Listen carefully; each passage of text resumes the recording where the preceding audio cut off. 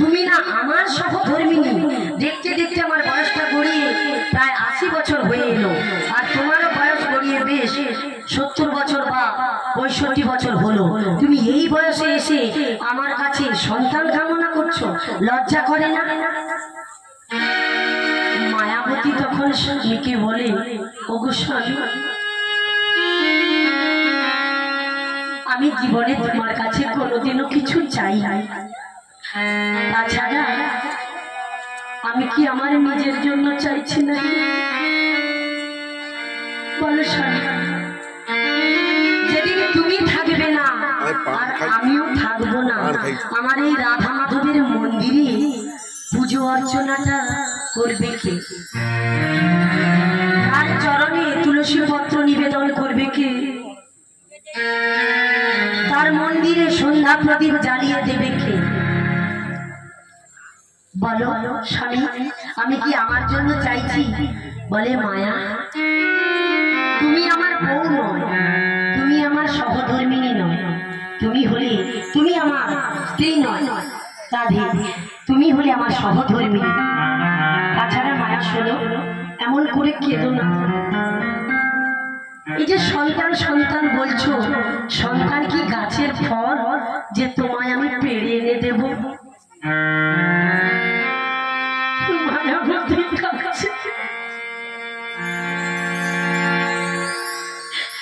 স্বামী গো, পৃথিবীতে এসেছি যখন, একদিন না একদিন পৃথিবী ছেড়ে দুজনেই চলে যাব।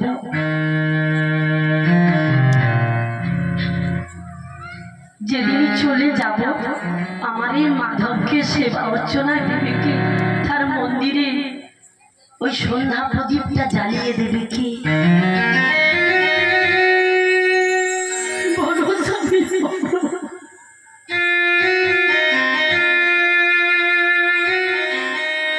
মায়া, তুমি মিছি মিছি কাঁদছো। শোনো, প্রভুর কাছে কোনোদিনও কিছু চাইতে না, চাইলে বড় কম পড়ে যায়, আর না চাইলে প্রভু এমন কিছু দেবে যা তুমি রাখার জায়গা পাবে না। শোনো, কেঁদো না। যদি তার কৃপা হয়, তার করুণা হয়, এমন করে নয়ন জল বরিশন করে তুমি আমার কাছে কাঁদছো, এটা যদি আমার সামর্থ্য থাকতো তোমাকে এখনই দিয়ে দিতাম। শোনো মায়া, তুমি এক কাজ করো, কেঁদো না। বলে, স্বামী, তুমি তো পুরুষ মানুষ, অত শত বোঝো না। জানো স্বামী, যখন সকালবেলায় তুমি যখন ওই মাধুকরীতে চলে যাও, আমি যখন এই পাড়া প্রতিবেশী দিদির দিকে তাকাই, ওই দিদিরা কি বলে জানো? আমি নাকি নিঃসন্তানী, আমার মুখ দর্শন করা পাপ। বলো না স্বামী, এসব কথা কি আমার ভালো লাগে? বলো, তুমি তো পুরুষ মানুষ, অত শত বোঝো না। না না, শোনো মায়া, তুমি কেঁদো না, যাও রাধা মাধবের কাছে গিয়ে ভজন সাধন করো, যাও পুজো অর্চনা করো, কোনোদিনও কিছু চেও না।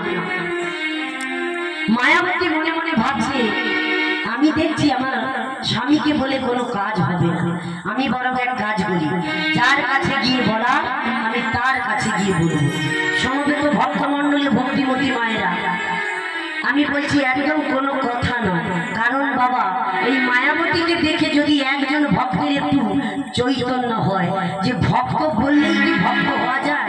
এই যে আমি গলায় তুলসীর মালা ধারণ করেছি, দাদুর সঙ্গে তিলক সেবা করেছি বাবা, তাহলে আমি ভক্ত হয়ে গেলাম? ভক্ত বললে বাবা ভক্ত হওয়া যায় না। ভক্ত কাকে বলবো? ভক্ত কাকে বলে আগে জানতে হবে। না, যার নয়নে নয়ন দিলে, যার কৃষ্ণ নামের ধ্বনিটা কর্ণগোচর হলে, কৃষ্ণ নামের ধ্বনি উচ্চারিত হলেই, যার নয়নে নয়ন দিলেই বোঝা যায় যে সে কৃষ্ণ ভক্ত কিনা। এমন নয়ন জল বরিশন হবে বাবা, একটু যদি কৃষ্ণ নাম শুনতে পায়, কোনোদিনও সেই ভক্ত বাড়িতে থাকতে পারে না। আচ্ছা মায়েরা বলুন তো, আপনাদের কি খেয়ে দিয়ে কোনো কাজ ছিল না? এত রাত্রি জেগে কেন এই বাসরে এসে বসবেন? আরামে খেয়ে দিয়ে তো ঘুমোতে পারতেন। কিন্তু মা দেখুন, যারা ভক্ত হয়ে থাকে, এতটুকু আমার প্রভুকে যদি ভালোবেসে থাকে, তাহলে সে জীবনে প্রভুকে, প্রভুর নাম গুণকীর্তন যদি এতটুকু ভালোবাসে, সে কিছুতেই থাকতে পারবে না। গিয়ে নিতাই গৌর কৃষ্ণ প্রেমানন্দে হরি বল। তাই মায়াবতী দেরি না করে বলে, আমার স্বামীকে বলে কোনো কাজ হবে না, তাই আমি যার কাছে গিয়ে বলার তার কাছে গিয়ে বলি। তাই বেশি দেরি না করে ওই রাধা মাধবের চরণে মন্দিরের দরজাটা খুলেছে, গিয়ে প্রভুকে জানাচ্ছে, প্রভুকে আমি জীবনে তোমার কাছে কোনোদিনও কিছু চাই না। প্রভু, আজ আমি তোমার কাছে এসেছি, আঁচলটা আমার পেতেছে। প্রভু, আমায় একটি সন্তান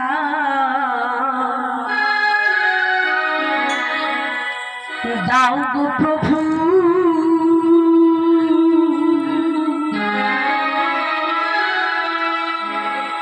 প্রভু গো তোমার সেবার তরে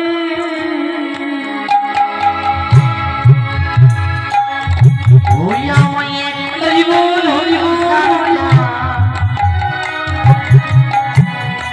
দাও গো প্রভু,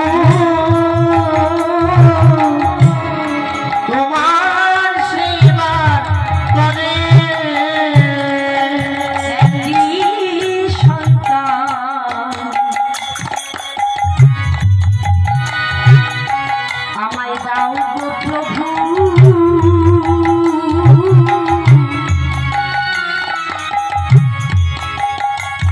প্রভু গো তোমার সেবার তরে ওই আমায় একটি সন্তান দাও গো প্রভু, তোমার সেবার তরে।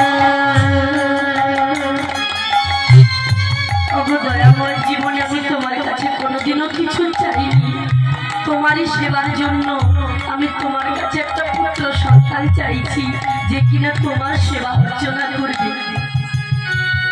যেদিন আমি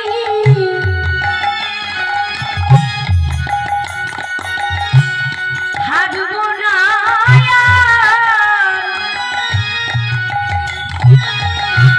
প্রভু গো রাখবে তোমার করে। যেদিন আমি থাকব না রাখবে তোমায় ধরে, আমার একটি সন্তান দাও প্রভু। প্রভু তোমার সেবার তরে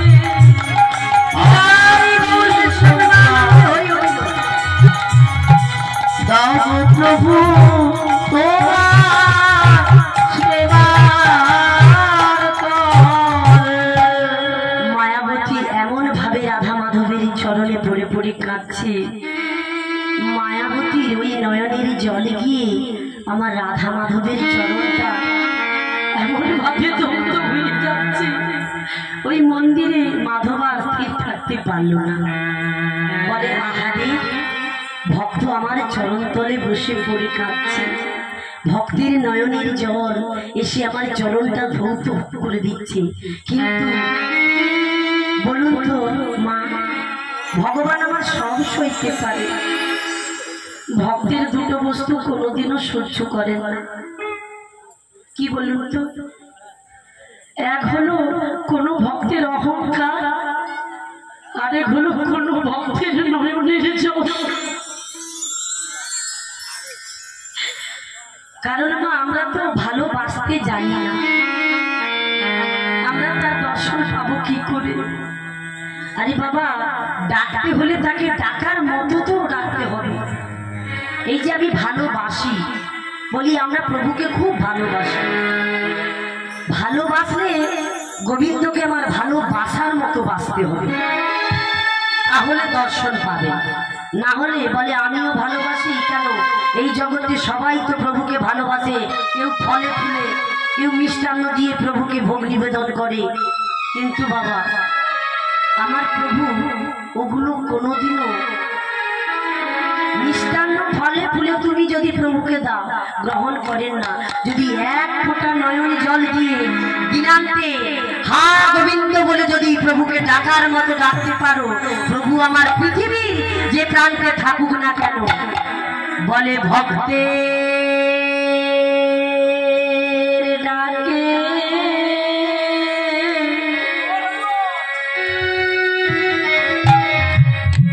ডাকে ছুটে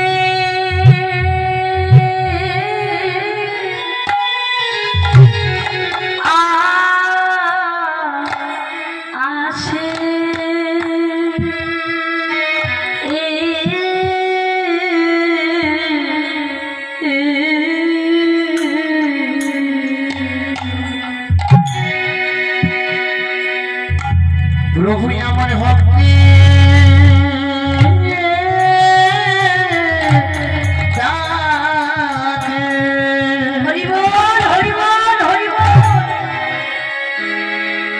ডাকে ছুটে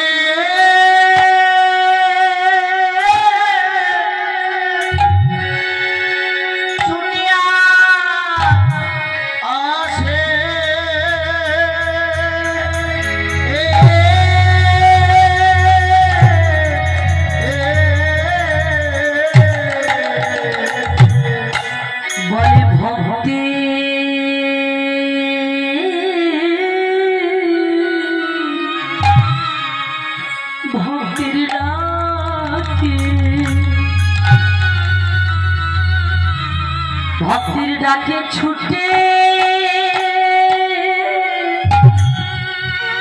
ছুটে আসে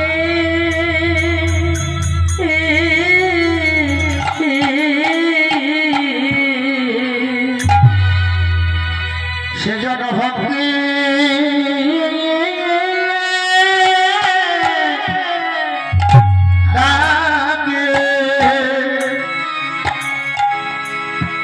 ডাকে ছুটে